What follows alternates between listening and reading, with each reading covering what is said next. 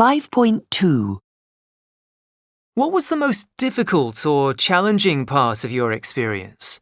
Well, because you're put on the island with just the clothes on your back and a few basic tools, it means that anything you eat, you have to find, catch and kill if necessary.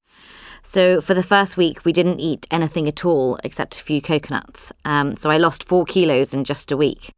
After that, most of what we ate was yucca, which is a bit like a potato, grows in the ground.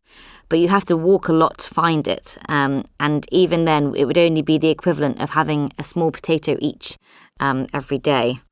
So we were still hungry. We were able to catch some fish, and then we did manage to kill a wild boar. And also, because of the lack of food, we became really weak. So it was hard even to go out for a stroll along the beach. That became really difficult. It was also difficult being dirty all the time because the water we had to wash in was the sea. So you're obviously salty and covered in sand and you never really feel clean. When it rained, which was all the time, the ground would become really muddy and everything would just get absolutely filthy.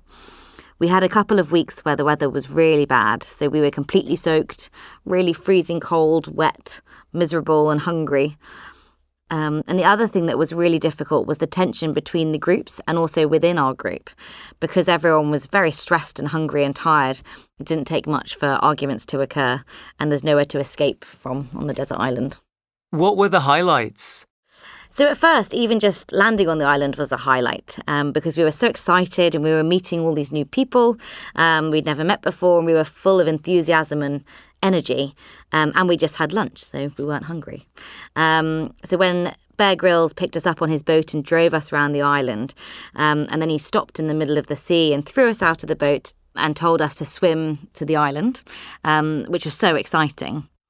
And the last week was also a real highlight for me because the two groups came together and we built a communal shelter in the middle of the beach for everyone to sleep in and to enjoy, and we had a really good time.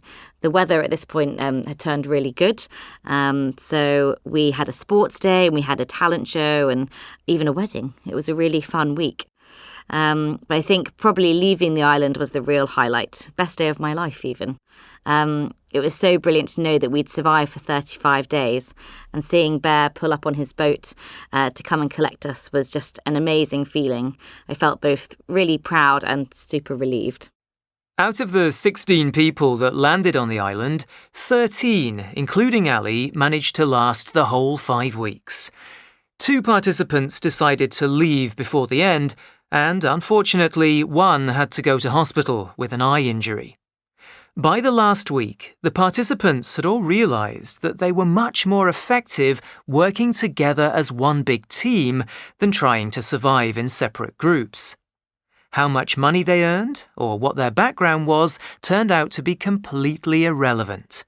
Both teams worked hard, kept their morale high, and survived.